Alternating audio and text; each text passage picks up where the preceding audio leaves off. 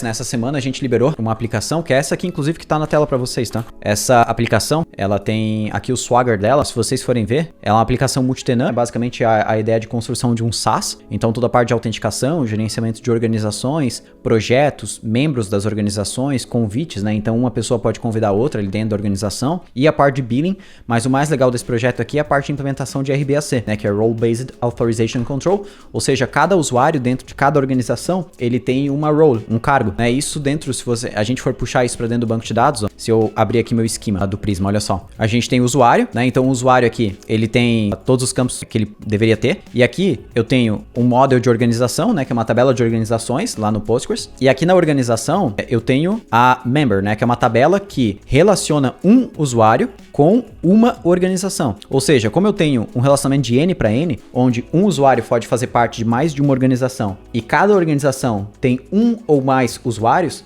a gente chama isso de relacionamento de muitos para muitos, né, dentro do banco de dados relacional. E isso gera sempre uma tabela pivô, né? Todo relacionamento N para N, ele gera uma tabela pivô, que é uma tabela que guarda as chaves estrangeiras das duas tabelas da ponta. Então essa tabela member está fazendo papel de tabela pivô. E nela eu tenho o ID da organização, o ID do usuário, ou seja, este usuário dentro desta organização possui este cargo, né? Então, ele pode ser admin dentro de uma organização e pode ser membro ou financeiro dentro de outra organização. Isso é algo que a gente constrói nessas aulas que saíram essa semana, que ainda falta a parte do front-end. Mas para eu mostrar um pouquinho exatamente como é que funciona isso. Lá quando o usuário vai fazer login, aqui ó, deixa eu pegar aqui, Authenticate with Password, por exemplo. Ele não fala qual organização ele está fazendo login. Existem SaaS onde a pessoa tá logando ali, por exemplo, eu quero logar em tal tenant, digamos, especificamente, né? Então você tem lá um subdomínio, por exemplo, rocketcity.nomedosas.com, né? Então quer dizer, no login eu já tô especificando qual é a minha organização que eu tô logando, que é a Rocket City. Nesse caso não, eu tô seguindo uma ideia de SaaS que é muito parecido com Stripe,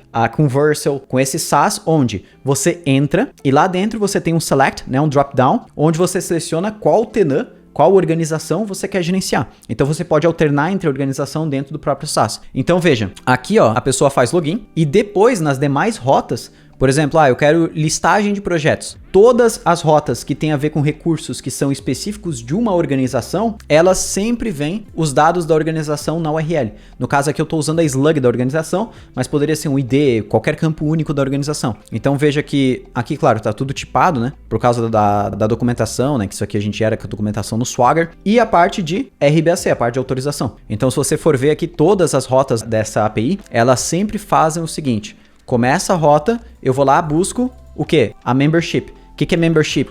É basicamente o relacionamento, esse aqui ó, o relacionamento do usuário com a organização. Então quando o usuário faz uma rota, eu quero buscar todos os projetos, eu vou lá, bato no banco de dados e vejo qual que é a role dele. Ou seja, qual que é o cargo dele dentro desta organização. E aí eu verifico se ele pode ou não pode, né? Que eu posso usar tanto o cannot quanto o para verificar se ele pode ou não pode. Aqui no caso eu estou verificando se o usuário não pode buscar projetos, eu dou um erro, né? You're not allowed to organization projects. Ou seja, tudo aqui é seguindo padrão de autorização. Todas as rotas seguem padrão de autorização. E eu determino as permissões de cada role, até porque eu estou usando o RBAC, né, que é Role Based Authorization Control, ou seja, as permissões do usuário são definidas com base no cargo que ele tem, aqui dentro de um pacote de permissões, né? Então aqui basicamente eu tenho um pacote de permissões, onde eu tenho cada um dos cargos, admin, member e billing, e eu determino aqui dentro quais são as permissões de cada um desses cargos dentro da minha aplicação. Até estou mostrando isso para vocês porque como esse é um projeto que está saindo ainda dentro da plataforma da Rocket, né? Agora acabou de sair o código back-end e daqui a pouco sai o código front,